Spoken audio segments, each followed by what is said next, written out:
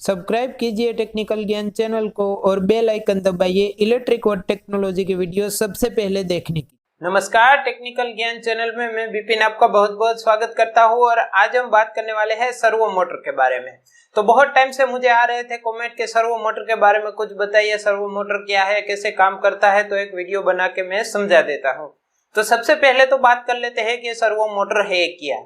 देखिए, servo motor में एक रोटर आता है, स्टेटर आता है, बाकी की मोटर की तरह ही सारा सामान आता है, मगर इसमें फर्क क्या आता है। देखिए, इसमें वाइंडिंग आती है वो स्टेटर में आती है, रोटर में किसी तरह की वाइंडिंग नहीं आती है। पूरे के पूरी वाइंडिंग जो आती है वो स्टेटर में आती है, जैसे कि हमारी BLDC ब्रशलेस DC मोटर में आता है वैसी तरह से इसमें वाइंडिंग आती है मोटर के स्टेटर में।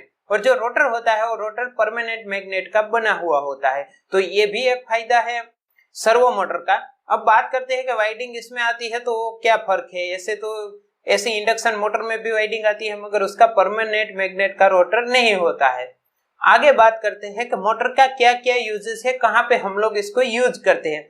देखिए, यूज करने की बात करूं तो कोई प्रेस की प्रिंटिंग मशीन हो या फिर कोई इसी तरह की मशीनरी हो, जो इंडस्ट्रियल की बात करूं तो इस तरह की मशीनरी हो जिसको हम एक ही मोटर से अलग अलग टाइप से कंट्रोल करना है। अलग अलग टाइप से मेरा मतलब है कि वो आगे भी जा सके, यानी कि रिवर्स फॉरवर्ड में अच्छी तरह से कंट्रोल हो, या फिर ऑन ऑफ कंडीशन में अच्छी तरह से कंट्रोल हो। अच्छी तरह के कंट्रोल हो मेरा मतलब है कि 1 सेकंड भी हमें वहां पे मोटर ऑफ रखना है तो वहां पे हम ऑफ रख सकते हैं, फिर उसको फिर से स्टार्ट करना है तो वहां पे स्टार्ट कर सकते हैं।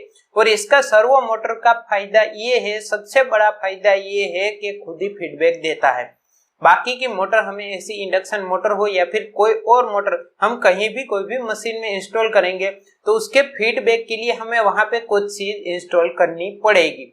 जैसे कि मैं आपको एक एग्जांपल देता हूं कि मैंने एक मोटर लगाई है एक मशीन की। अब मशीन हमारा इस जगह पे यानी कि 10 मीटर या फिर 5 मीटर के एरिया में वहां तक पहुंचेगा तो वहां पे स्टॉप हो जाना चाहिए, या फिर वहां से इसकी स्पीड डाउन हो जानी चाहिए। तो वहां पे मुझे क्या चीज लगानी पड़ेगी, तो वहां पे मुझे मेटल डिटेक्टर या फिर लिमिट स्विच या फिर कुछ इसी तरह का इक्विपमेंट लगाना पड़ेगा, ताकि मुझे पता चले कि मोटर वहां तक पहुंच गई। अगर ऐसी चीज हो कि हमारी मोटर खुद ही हमें फीडबैक दे कि मैं ये काम कर रही हूँ, मैं रिवर्स में जा रही हूँ या फिर मैं फॉरवर्ड में जा रही हूँ या फिर मैं स्टॉप हूँ या फिर मेरा RPM इतना है, तो ये मोटर बड़ी ही कमाल की चीज हो जाएगी। हो इसीलिए जाएगी, हमें अलग से कोई इक्विपमेंट लगाने की जरूरत है नहीं। उसी मोटर को हम रिवर्स फॉरवर्ड स्टॉप या फिर ऑन ऑफ स्टॉप कुछ भी हम उसको कर सकते हैं, क्योंकि वहां से हमें फीडबैक मिल रहा है।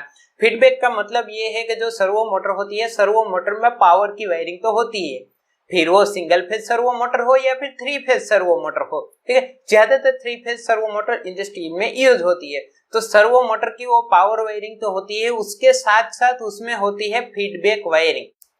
तो वायरिंग तो ठीक है, हमें समझ में आ गया। सबसे पहले आपको एक चीज और भी बता देना चाहता हूँ, जो सर्वो मोटर है उसको चलाने के लिए ड्राइव होना जरूरी है। सर्वो के लिए ड्राइव आता है, वो सर्वो ड्राइव, इसको आप इन्वर्टर भी बोल सकते हो, वो लगाना जरूरी है। क्यों जरूरी है? क्योंकि सर्वो मोटर के अंदर एक रिजोल्वर टाइप का इक्विपमेंट आता है। ये रिजोल्वर जो है वही फीडबैक देता है, यानी कि रिजोल्वर की वायरिंग होगी, रिजोल्वर की वायरिंग जाएगी हमारी सर्वो की ड्राइव में, फिर ड्राइव को वहां से फीडबैक मिलता रहेगा। कैसा फीडबैक? जैसे कि आपने वहां पे सेट किया है कि मोटर को मुझे चलाना है 10 सेकंड के लिए फॉरवर्ड में, तो जैसे ही आप स्टार्ट बटन प्रेस करेंगे मोटर चलेगी 10 मिनट फॉरवर्ड में, तो रिजोल्वर वहां पे चेक करता रहेगा कितनी से मोटर स्टार्ट हो गई तो कौन सी डायरेक्शन में चल रही है, वो फीडबैक देगा इन्वर्टर या फिर सर्वो की ड्राइव में, और ड्राइव उसको चलाती रहेगी उसी डायरेक्शन में।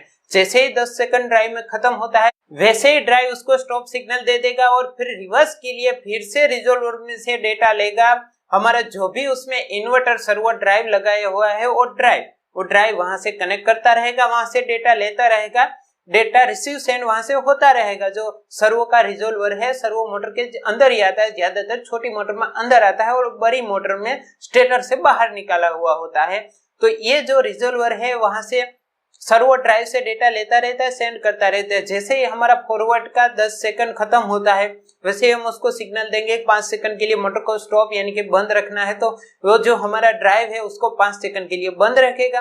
फिर हम उसको सिग्नल देंगे 5 सेकंड बंद रहने के बाद उसको रिवर्स में चलाना है, तो फिर से वो रिवर्स में स्टार्ट कर देगा मोटर को। तो इस तरह से रिजॉल्वर काम करता है, यानी कि मोटर का जो भी डेटा है वो सेंड करता है ड्राइव को और ड्राइव को देता है फीडबैक। तो हमें जो भी इक्विपमेंट है वो कुछ हद तक बच जाएंगे और मोटर अच्छी तरह से हम कंट्रोल कर पाएंगे। क्यों कंट्रोल कर पाएंगे? क्योंकि सर्वो का यही फायदा है कि वहां से हमें डेटा मिलता है और लाइव डेटा मिलता है। जब भी मोटर स्टार्ट होता है रिजॉल्वर एक्टिव हो जाता है और resolver directly live data send करता है ड्राइव को, और ड्राइव से फिर आप स्केडा में भी यूज कर सकते हैं या फिर डीसीएस में यूज कर सकते हैं या फिर पीएलसी लगा के आप इसको यूज कर सकते हैं, वो एक अलग चीज है। तो वहां से आप डेटा ले सकते हैं ड्राइव में से अलग अलग सिस्टम के लिए। मगर ये सर्वो मोटर इसीलिए बहुत ही अच्छा है क्योंकि वहां पे हमें फॉरवर्ड रिवर्स परमानेंट मैग्नेट होने से अच्छा मिल जाता है, आरपीएम कंट्रोल अच्छा मिल जाता है। मगर सर्वो के कुछ डिसएडवांटेज भी है। सबसे बड़ा डिसएडवांटेज ये है कि बिना ड्राइव को हम सर्वो को चला नहीं सकते